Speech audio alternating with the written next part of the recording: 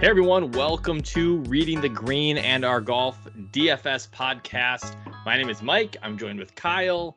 Jordan will be here at some point, so we're just going to get rolling. It's Tuesday, July 26th. We have our 3M Open recap, the Rocket Mortgage Classic preview, a couple of other things.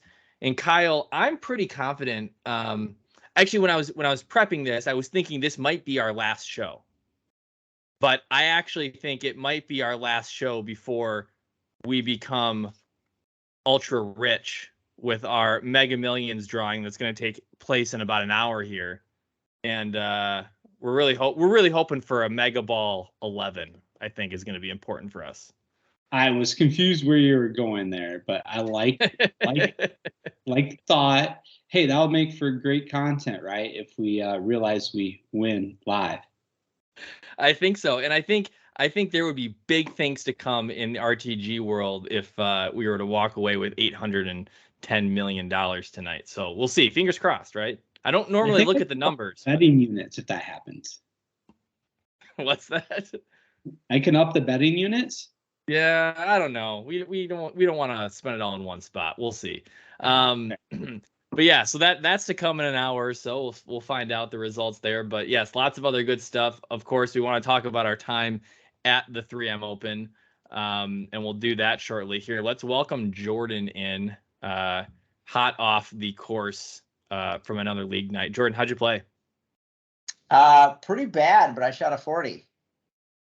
Oh man, the standards are so high now. It was I was on in 2 and 3 putted for a par on the second hole. Just didn't putt. I think I struck the ball okay. Putted the ball like crap. Scrambled a bunch. But yeah, when I finished with the 40, I was expecting much worse. Must be rough. Sorry, Tom. Yeah, Kyle's his moniker this week. I'm going to play on Thursday. It's the first time in a month, so we'll see. Hoping for good things. Nice. Well, good luck. Hopefully it's nice. It was perfect tonight. The one storm ended. Yeah. It was the calmest. It was like 70, perfectly calm. Great scoring conditions to shoot a 40.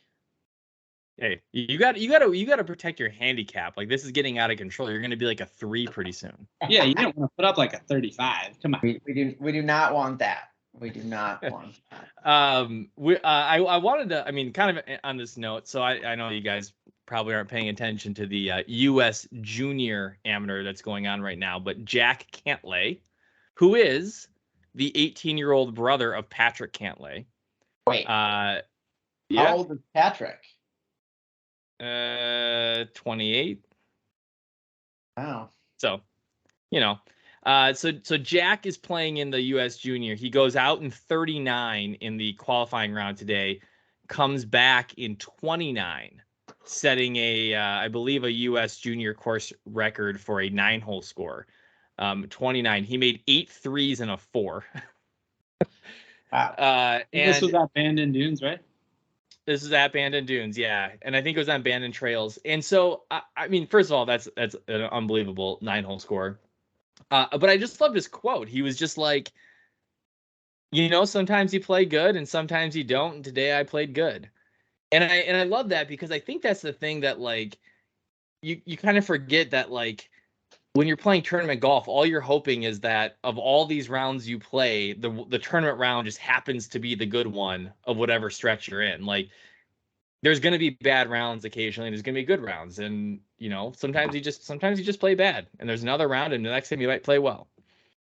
Sometimes you just hit a tee shot and it plugs in the lip of a bunker. What do you do? Yeah. Well, I did that a lot in high school golf. I'd go shoot like 45, 35 or 35, 45, or like just 9 holes. It's crazy. That's probably why you're so good at league golf, because it is only 9 holes. Yeah. I can't concentrate for that long. I mean, I can get 3 beers in 9 holes on league night. So if I had to play 18, it would go down dramatically. Well, what we were going to do is we're going to talk a little bit. I know, Jordan, you weren't there, but on site at the 3M, the 5 hours that Kyle and I spent there on Thursday morning, and I think the takeaway, we agreed, was it was way more fun than I think either of us were expecting. I agree. Yeah, it was a great time. I got out there really early. I think it was like maybe 2 tee times have went off at that point. There was very little people there. I could walk around freely, watch whatever shot I wanted to watch, and it was great. The course was more accessible than I expected. Kind of, you see the overlay, you see it on TV, and you're like, it might not be great for viewing. You kind of like get stuck with one group, and there's parts of that, but there is some decent areas you can see around. It's a beautiful weather day, and like 18 is just great for viewing, whether it's on TV or in person. We were right there for the Hideki meltdown. We were going full 10 cup, and I really enjoyed it. Can we, so I think you hit on a couple of good points. You're right. The course layout, it does, each 9 kind of goes out and loops around. And so I was thinking you couldn't really get to those far out holes, but we did do a pretty good job of getting into spots where we could see a couple of different groups. And, 18, I think we watched 18 from all 3 angles, the tee box, the fairway, and the up by the green. Can I talk about Hideki? I know I think I put this on Twitter like 8 times because I couldn't get a response. But you could go look at the shot tracker. I don't understand this. He hits his drive in the water, and I think most people listening probably understand the layout of this hole. The fairway wraps like all the way around the water. So a lot of these guys are hitting their second shots directly over the water hazard, which is it's marked lateral. But he hits his drive in the water, takes a drop on the hill, hits his second shot in the water, takes another drop, hits that ball kind of over the water, but we're not sure, and apparently never crossed the hazard because he went all the way up to the green, and then for some reason comes back 150 yards and drops it and hits a pitching wedge. I just don't understand why he didn't have to take another drop from like 250. And I never got a response. So I honestly, the only thing I can think is people stopped caring and they were just like, Decky, just go drop it wherever you want and let's move on. Yeah, he was checked out at that point. And so we watched him on 18, and then we went away from that group for a little bit, and we circled back around and caught them again on 6. The other par 5. The first shot we see from Decky, it's flat. From the middle of the fairway too. Yeah. Right in the water. It was we were right up by those guys. It was pretty cool to see him up close in the morning wave. Jordan, we got inside the ropes, chatted with Tom, my guy Tommy Tables after the round, gave him a little fist bump, talked about the pine to palm. It was in retrospect, Kyle, I should have had you take my picture with him. Yeah.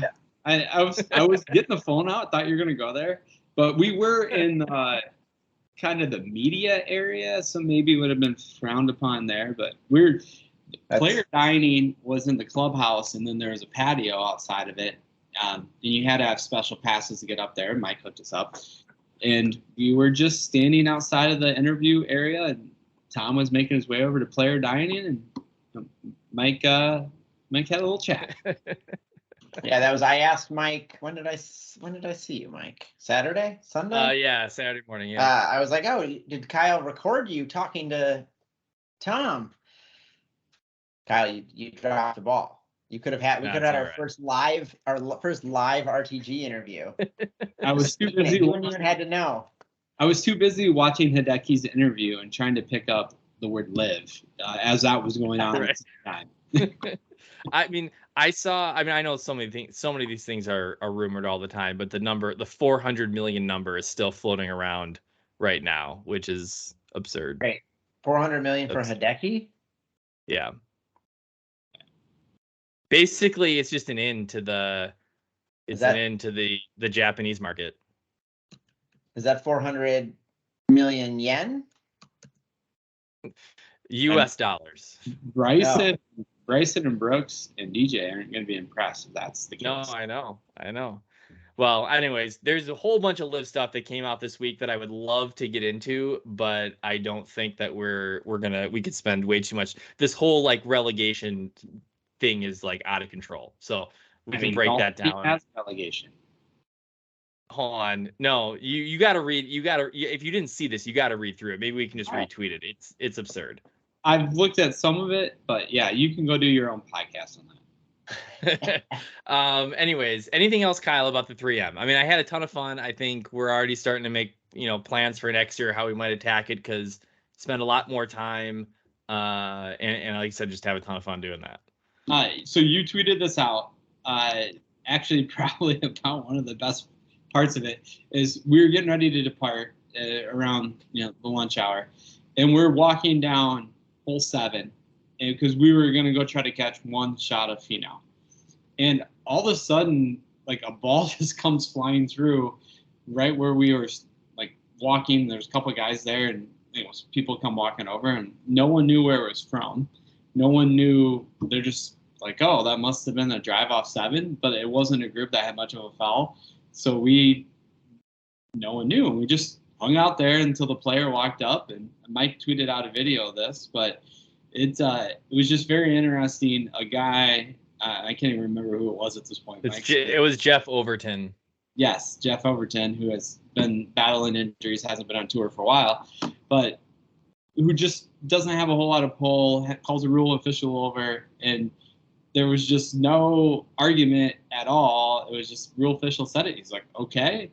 He's got to try to play it off basically right up against this temporary snow fence looking thing, and we're right behind him. He hits another tree. It was just very relatable in so many ways. He was en route to like a 78 that day. I don't think he was in it that much, but yeah, it was cool because that kind of stuff. Like there's no one there, so you can just you could find spots where you could be right up next to players, and definitely would recommend Thursday, Friday early to get out there. So this, I was hoping you were going to say, it was Zaire or somewhere posted that the lady just picked up the ball. Yeah. Yeah. We could have done that. It was pretty close to that video was insane. Like you're at a golf tournament, right? Like you don't walk onto a football field because like it was amazing. Amazing. Right? Like the Evian Masters, I think, has some, or whatever they call it now, has some issues with just how it's organized, but and sort of the engagement that the players have in it. But anyways, I did watch a little bit. My daughter keeps asking about watching ladies golf because we watch so much men's golf, and I was like, well, here we go. We have the 5th major on Sunday morning, and we could watch Brooke Henderson. She was really pulling for Brooke Henderson and Charlie Hall. I took Nelly Korda, and I was, she was victorious. But anyways, let's get into 3M real quick. I am drinking a Fair State collaboration with Creature Comforts. This is called Doin Howdies. Ooh. Yeah, what is a howdy? It even looks like a golf tee. It kind of does. Yeah, it's very good. They call it like an old school, new school IPA mix. Pretty good. An old school, new school. Well, I think it's like what do they say? Old school hops, new school brewing techniques. Well, speaking of old school, I got an OG IPA here. Bell's Two Hearted. Oh, that's I find having a nice kind of like ambery, caramely IPA every now and then is a little more malty. It's nice. I agree. Sometimes you get juiced out. Yeah. I don't have anything like that. I've got straight juice.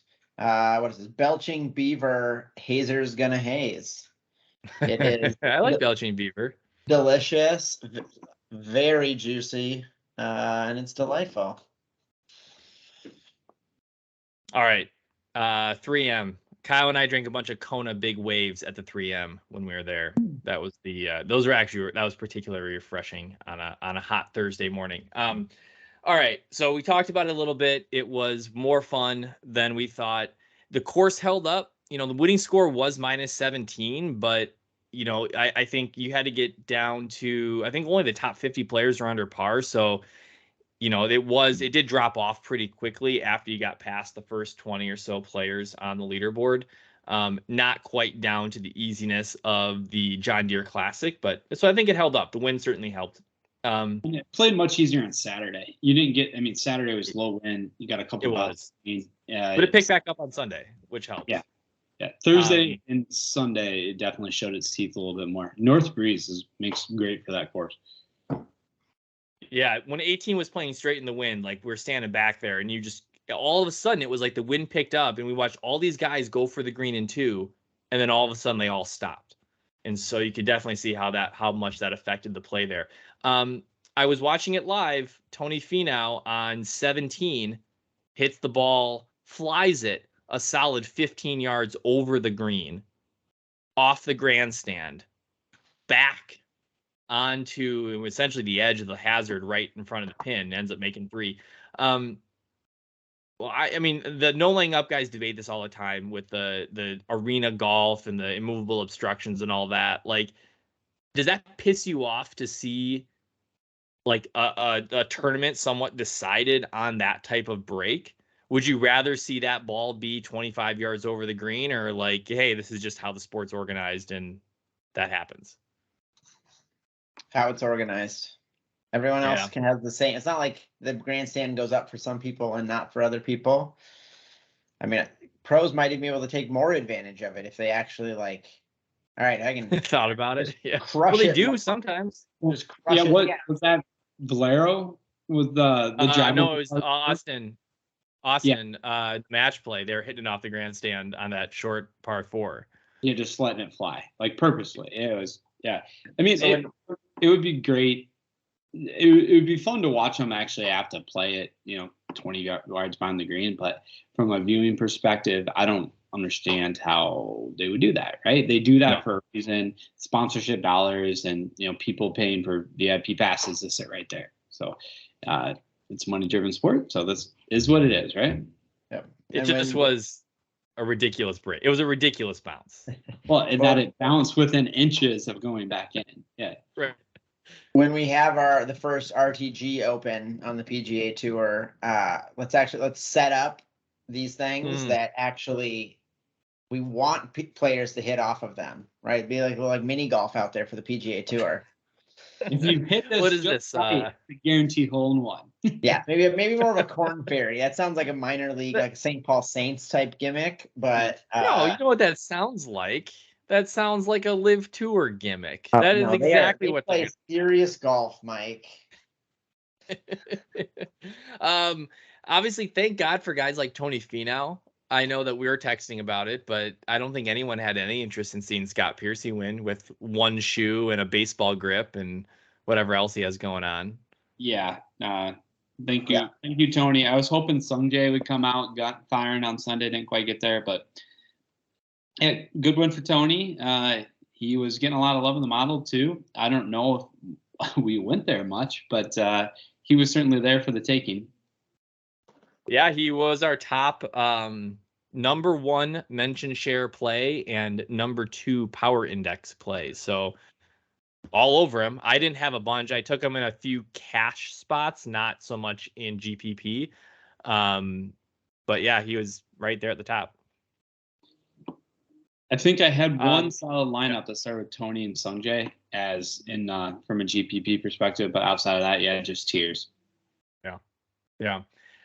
A couple other things here. Obviously, as locals, the sponsors exemption that went to Marty Fish. A lot of people on Twitter were making fun of his. I'd say some people on Twitter were making fun of his 81 on Thursday, but then there were a number of people that were just kind of like, this guy's a legit +3, not a vanity +3, a legit +3 handicap, and he got, eaten alive by a tour setup, which goes to show when somebody shoots, 66 on the same golf course, how good those guys really are. Yeah. What do they have? Can you look up a handicap like Dustin Johnson's handicap? Sorry, live example. A Tony Finau like handicap. Do they keep a gin? They don't, but most, I think the number that most people will say is like +5 is like most tour pros are like +5, maybe +6. I think Tiger, they've gone back. Some guys have gone back to try to do like the analysis for Tiger, and they think at his peak he was like a +9. But I think most tour pros would probably be in the +5. Is it like range. To go from a 3 to a 5 is harder than going from a 1 to a 3? I don't know the answer to that. But the difference is a 3 and Tony Finau is a 5. That's a huge leap. Maybe the difference is though that, and I don't think this, and I don't know the math well enough, but like Marty's not playing tour setups every time he goes out and plays. Yeah. Like he's probably he's a +3. He lives in LA, I think. So let's say he's playing a 6,700-yard golf course in LA somewhere, and whatever the slope and rating are, but he's a +3 on that golf course. He's not playing 7,500-yard tour setups every week like Tony Finau is. Doesn't mean he's not a +3. It's just playing that golf course with that set. The closest thing, like I am not a +3. I played in the stadium in Minnesota at Hazeltine. This is now like 15 years ago, which is crazy. And one of the days they did the Friday pins from the PGA Championship. And I was like, I've played Hazeltine so many times. What are these pins? I've never seen pins in these locations. And I was like, okay, this is just what it's like to be a tour pro. They put everything as on knobs and these little plateaus and all that. And that's just not what Marty's doing. But whatever. It was good. I'm sure hopefully it was a fun experience for him. It's really cool to do that, to drive a little bit of interest. I know people talk about the sponsors exemptions. They're meant to go to people like Marty Fish. They're not meant to go to people like Pearson Cootie or whatever. So, anyways, let's just run out a couple things on the 3M Listener League. Rock Chalk MN wins our league this week, followed by AJ Bentley and then OSU Stu. I came in 4th, and I think I regret taking Marty Fish. I'll just say that at this point. I regret taking Marty Fish. Bold strategy. He played a little bit better on Friday, right? He didn't have negative points. You're correct. Yeah. So, last couple of notes. Lee Aldrich, Fanshare Sports, was our top experts. A value column, 6 plays, all plays below 7,500 in DraftKings, all making the cut. That was Taryn Sloan, Gligich, Clark, Sink, and Troy Merritt. And then we also had, I think it was Alex Hunter on DraftKings Nations, also was with a value plays article that had all players cross the line. So good week for value. And I think, Kyle, your point, and to kind of wrap up the 3M and for next year from a DFS standpoint, long shots, long shots, long shots. There's so much trouble here that it can jump up and grab the big names just as easily. And so it's just better to kind of, use your leverage and ownership and just hopefully you get a couple of guys to avoid those big numbers. 100%. Yep. Find your flake plants up top. Hopefully they avoid the water and they don't pull a decky, and don't be afraid to go down board, and don't be afraid to fade shot. All right. Well, let's take a quick break and we'll come back and talk about the Rocket Mortgage Classic.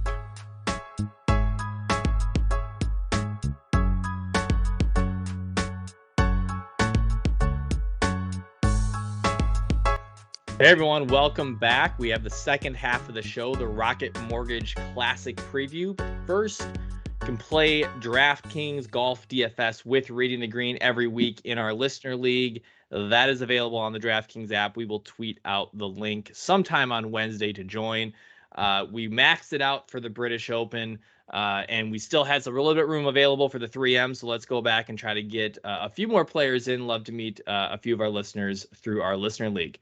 All right, the Rocket Mortgage Classic. This is the 4th year I think this tournament has been in the rotation. It takes place at Detroit Country Club, not Detroit Country Club in Detroit Lakes, Minnesota, home of the Pine to Palm, but Detroit Country Club in Detroit, Michigan. Have you guys ever been to Detroit, Michigan?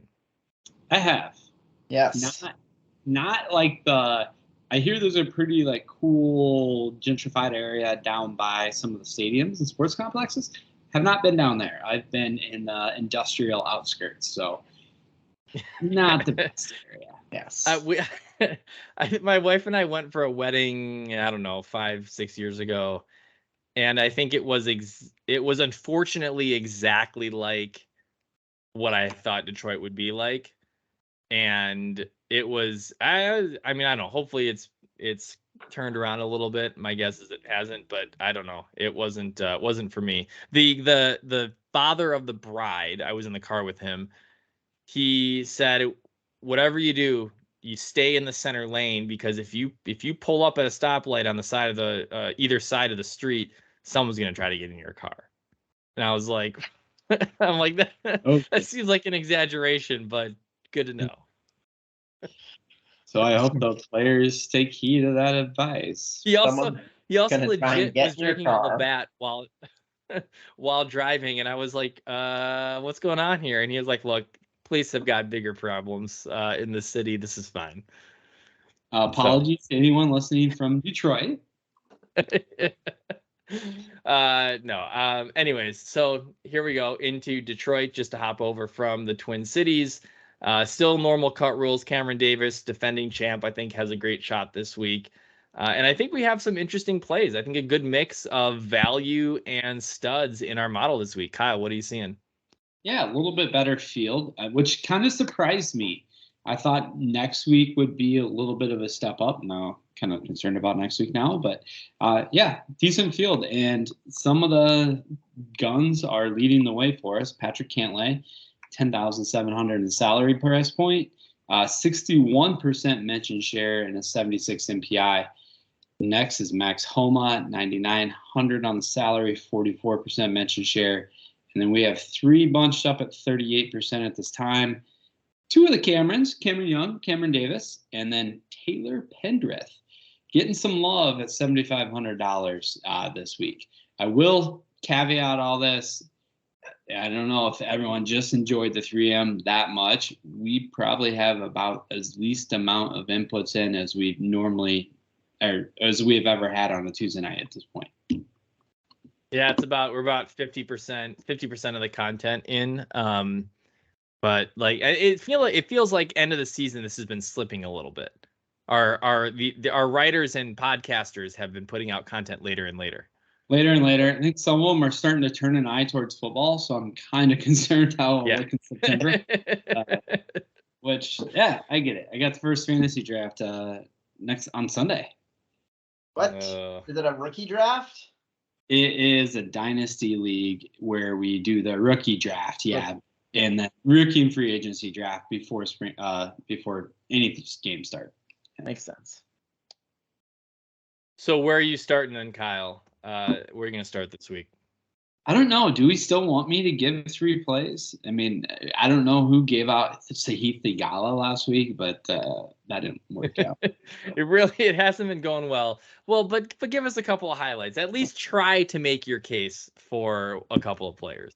Yeah, and now listeners know to pick people that you don't select. So all right, if this one bombs, I don't know. I need to do an exorcism or something with the 3 plays I give out. But Max Homa, $9,900, 100 on the MPI at this point.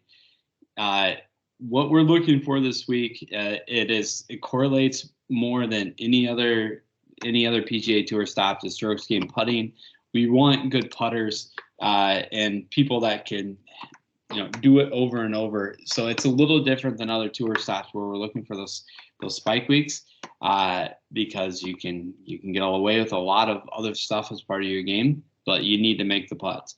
Max Homa strokes gained putting this year is at 41st, and according to Pat Mayo and his podcast today, the best putters from 5 to 10 feet on PGA Tour in the last 24 rounds, Max Homa is second. So Max Homa. Is that why Will Z he didn't even want to play? He's like, oh man, I got to putt well this week. Will's in the field, man.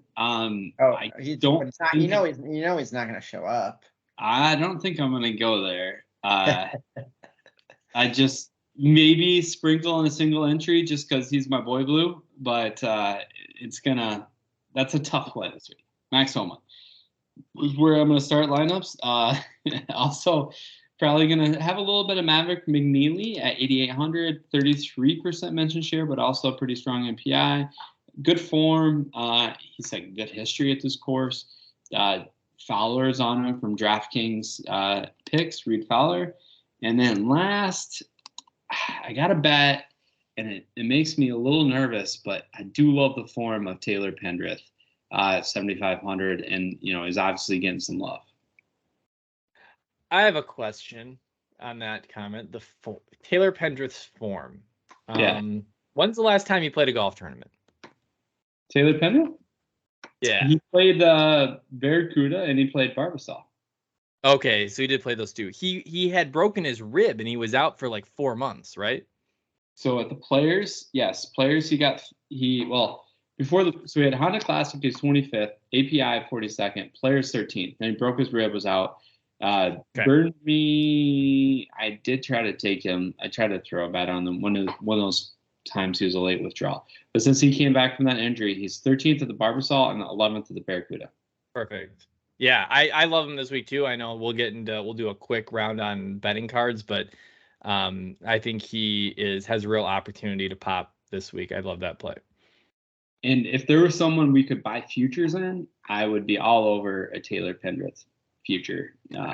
Outside of the broken rib, I mean, he was 16th of the Farmers, 20. Yeah, he's been solid when he's played. Jordan, you know what country Taylor Pendrith is from?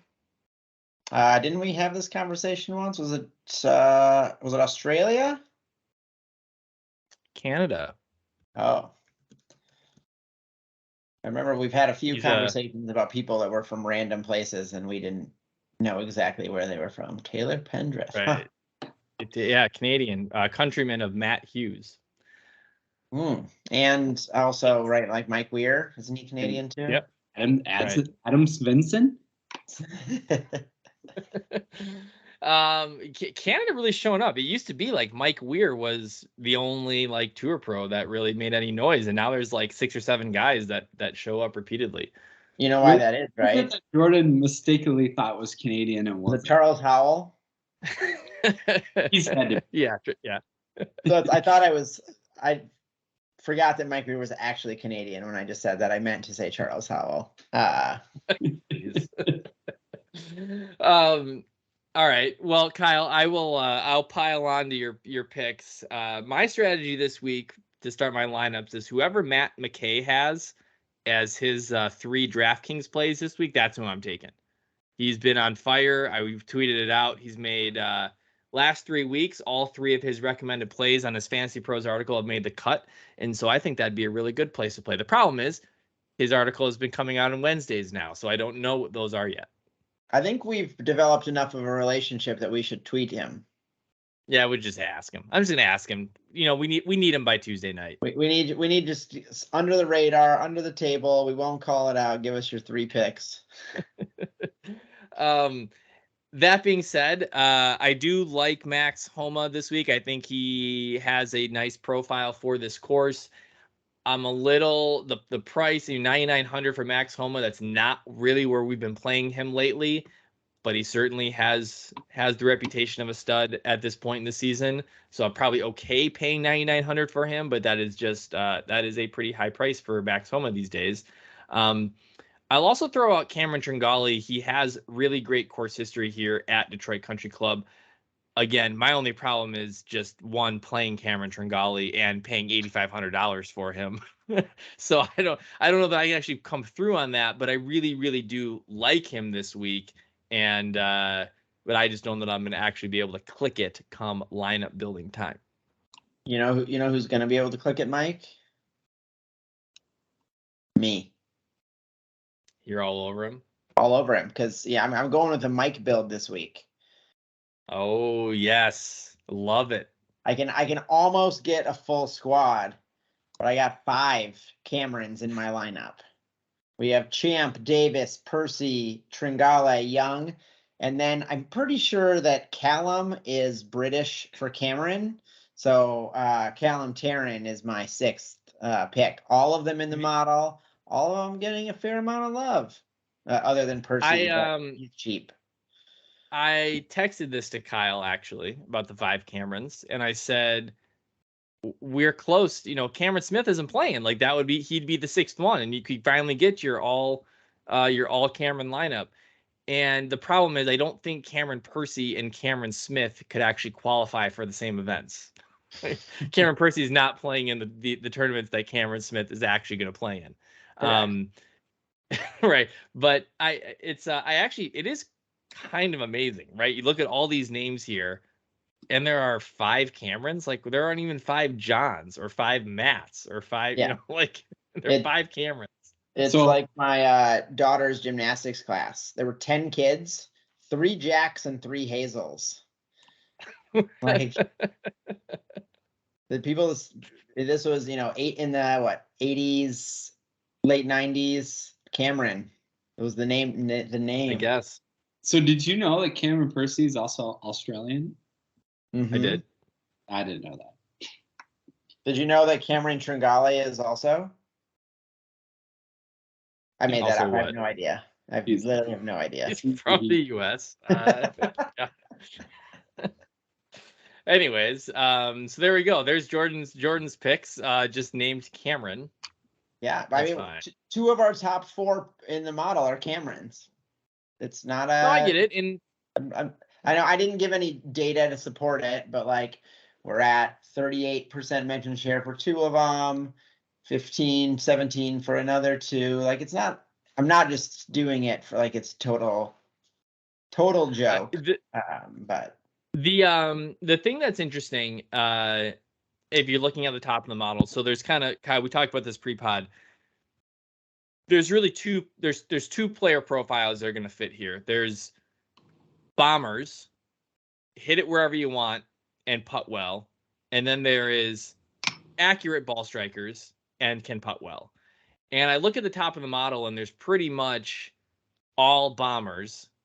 But then you got Max Homa and Kevin Kisner that are up there as well. We didn't talk about Kevin Kisner yet, but he has great course history. I think a couple of top 10s in this tournament in the 3 years, and is somebody that can get it going on the greens and certainly can compete despite not having a length off the tee. But the reason why I think everyone is all over Cameron Young and Cameron Davis is this is just, if you can hit it far on this golf course and have a good week putting, you're going to do well. So and that's also my game. So, well, minus the putting part. No, exactly. Like if I putt well, though, I have a chance to beat. I'm sure. I can compete with anyone. But tonight, I think I 3-putted 3 of the 9 holes. On the putting note, you're right, Mike, and that's why a guy like Denny McCarthy is also getting some love. But since I do have the strokes game putting up, I'd be curious, Jordan, and if you could name one of the 10 worst putters on the PGA Tour. I would ask both of you, but I already spilled the beans to Mike on some of these names. I think there's one you would hit. Jordan might not he might not recognize the names of the guys that you're gonna say. No, there's 2 I would like. I guarantee if we asked RTG listener Derek Howard, he would nail 2 of these. Yeah, because there's 2 guys that are very good at notoriously bad putters. I mean, if Zalatoris isn't one of them, then I've got no idea. This is not as bad a putter as the narrative would make you. I know. He's actually very good. He's the only one we ever talk about, really. Who else? He's 120th on the season in the last 70 rounds of out of 202 golfers. Okay. I actually forgot most of the names you said, Kyle. Well, do you have a guess, Mike? Well, I don't know the 2 you're thinking of. I know that you said guys like Joseph Bramlett, and you said Kyle Stanley was the worst. Yeah, Kyle but Stanley. I don't know the big names. Okay, so how about this guy? He beat Will Zalatoris at Torrey this year. Luke List. Where's Hoagie on the list? That's a good point. The other one I thought you might get is Brendan Steele. Luke List is 200. Brendan Steele is 194. Come on, Tom Hoagie. He's probably top 50. 118th. Okay, never mind. Never mind. So, anyway, He's probably top 50. I think we're on to the name game. We should, yes. Well, do you want to talk about tiers really quick? You want to talk about tier 6? Oh, shit. Yeah, tier 6. So yeah, tier 6. Our model has no one from tier 6 currently recommended, which is probably a first. In that tier, you have JJ Spawn, Pat Desire, Dylan Fratelli, Luke List, good lead in right there, Kurt Kitayama, Stuart Sink, and Bryce Garnett. Bryce Garnett did have a good week last week. Kurt Kitayama randomly pops at times, including second at the Genesis Open, where he's just been, and he had second at Mexico, third at the Honda, and then some just awful events before. So I think that could be somewhere you look, but you're not going to be a steady Eddie there. Your probably safest play would be a JJ Spawn, first at Valero, 23rd at the Masters. He was 59th the last time out at the Scottish Open, but as a guy, that one at Valero shows that he can put up birdies in bunches. And I should probably look how he has as a putter, but right now I'm leaning JJ Spawn in the no model help look, and he is 95th in putt strokes and putting on the tour this year, but he's possible.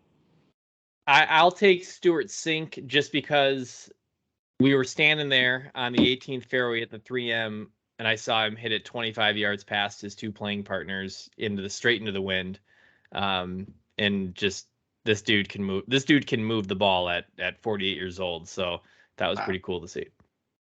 Is he gonna be the next person to crush the Champions Tour once he gets there? Yeah, that's a good point. I think you're more likely to see him on the Crushers than you are the Champions Tour. So I did a quick list of the strokes gained data for putting, and this is a group of bad putters in tier 6. The best one is Dylan Fratelli, 92nd on tour this year. All right, yeah, let's move on to the name game, Kyle, because unfortunately, this is now 2 weeks in a row that you finished in last among the three of us. So you now have the virtue of creating another game for us this week. Jordan, you ran away with it.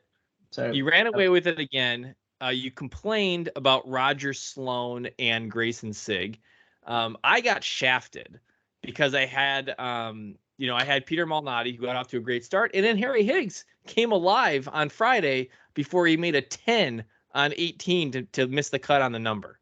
And so, do I need to edit these or get a recount? Because with Callum Tarrant, how did I not? It was because Harry Higgs outscored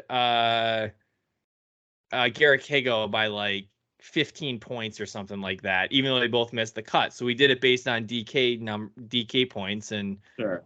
I think I edged you by like 10 points or something like that. And we both how many points did I edge you guys by? Like 50. Huh. Yeah. So all right. I almost launched into this earlier because it was kind of funny. We talked about the Camerons, could have gone the Cameron route, but that was too easy.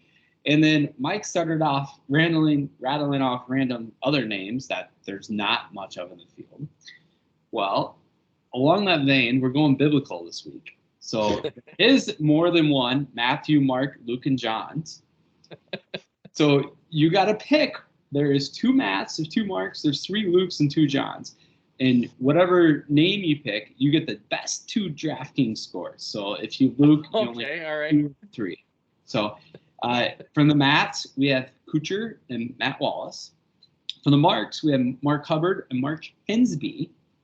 From the Lukes, we have Luke Donald, Luke Guthrie, and Luke List. And from the Johns, we have Jonathan Bird, and we have Jonathan Vegas.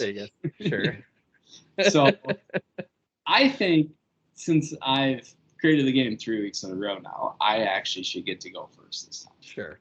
Yeah. Oh wait, that's how this goes. So it's not winner anymore. When he said you get to run it back, that was just for last week. Yeah. Yeah. I am creating the game here. So I'm going to take. I'm intrigued by more than one of the names, but I'm going to go with the Matts Matt Kuchar or Matt I think Wallace? that's the right play. Jordan, I will give you the next pick. Well, good, because I didn't know any of the people that he mentioned after the Matts and the Marks, and I knew Luke last. So I'm gonna. What was the second Mark's name? Hinsby? Hensby. What's? Can you give me the nationality, please? Well, he doesn't show up on the strokes game putting list. Oh, good. Can He's you? Australian. Part of the theme. Can we confirm that he's in the field? I'm searching Mark in DraftKings and not seeing anyone outside of Mark Hubbard. Wow, Kyle, you know. I was on the PGA Tour's website today. Time out. Speak amongst yourselves. I guess we'll do a recap. Jordan, you are winning the name game season. Well, we've been doing this for 3 weeks. You are leading 2 wins to my 1 win to Kyle's 0 wins. So, I feel like we're gonna have to like have an audible here on the game. Yeah. All right, we're extracting the Marks because he is listed, but he's still listed as an alternate. He has not gotten in the field. Okay. So you get to choose between Luke and John. Wait, but I'm looking up John's. No, because one of them is Jonathan Vegas, spelled JHON or JHOT. What about and Jonathan Bird? Do I get 3 Jonathans then? You just get the 2. You get the 2 best ones. Yeah, because there's also Luke's. Oh, there's 3 Johns though. Yeah, there's John. So I get the best. Jonathan Bird. Okay, you can have the best out of Bird, Vegas, and Ha. Okay, I'll do the John. What about Zach Johnson? I didn't think about that, but Sure, give me the Johns. I don't know. All right, good, because I wanted to. I wasn't. You got Luke List. I mean, he's not the putter, but maybe he can do everything else. All right, there we go. I'll take Luke. That sounds good. This is Kyle. Fun game. This will be interesting. This will be interesting. All right. Well, really quickly, Kyle, give me 1 or 2 plays on your betting card this week. Numbers you like, guys that you would love to see take the trophy on Sunday afternoon. I think we have some overlap, so I'll leave those 2 for you. And I'll mention I grabbed Cameron Champ at 75-1 and Mark Hubbard at 55-1. And then also back those up, as I always do, with top 20 and the first round leader. The Cam Champ number, I'm surprised it didn't come down off of 75, just given how he played. And Gaiman on his pod was talking about how Cameron Champ just in his career tends to come on pretty quickly. So when you see him start to peak, he then has a very sharp peak and then falls off. So if you think Friday, Saturday, Sunday rounds are the start of this last week at the 3M, hopefully we see a nice spike this week. 75-1 I thought was a really good number for a guy that, shot 3 rounds in the 60s over the weekend. The 2 maybe that we overlapped, I know we both wanted Taylor Pendrith 60-1. We talked about him in the DFS preview, coming back from injury. Very good form at the Barracuda and the Barbasol. 60-1 feels like a good number for a really, really good course fit. And then the guy that I think both of us liked because the number felt so juicy, Chesson Hadley, 180-1.